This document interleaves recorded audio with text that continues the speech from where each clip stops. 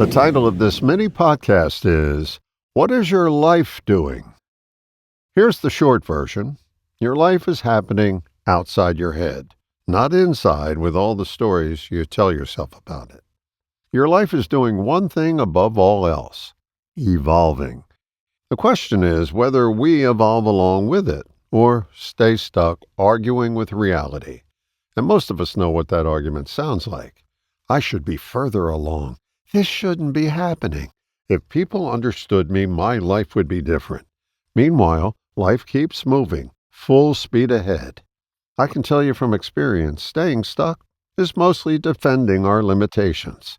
It's spending energy explaining why we can't move forward instead of simply moving forward. And who are we actually arguing with? Ourselves. So how do we get back into the flow of life?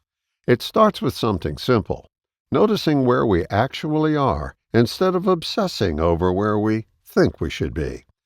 That reminds me of a story. A friend of mine used to golf with a guy who kept score in a very unusual way. He'd write down the score he thought he should have gotten instead of the one he actually shot. Not surprisingly, his golf game never improved. Why? Because you can't evolve from an imaginary starting point. You can only evolve from the reality of where you are. And that's true in life, too. The moment you honestly notice your current reality without defending it, exaggerating it, or explaining it away, you step back into the flow of life. Here's the bigger insight. Evolving life is reality. They're the exact same thing. Reality keeps moving whether we approve of it or not. Life keeps unfolding whether we resist it or not. And the fastest way to reconnect with life is simply to notice it as it is. That noticing pulls you out of your head and out of resistance. So practice catching yourself. Pause and notice where you are without immediately launching into the story of how you got there. My parents loved my sister more.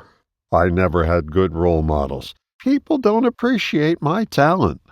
Maybe some of those things happened, but replaying them over and over keeps us frozen in place instead of moving at life's pace.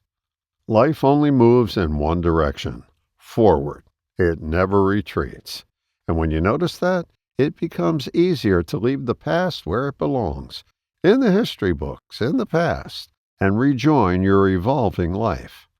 One final thought. Nothing keeps people stuck faster than the word but. But you don't understand. But this happened to me. But I should be further ahead. The word but is often our attempt to argue with reality. And reality never loses that argument. All the best, John.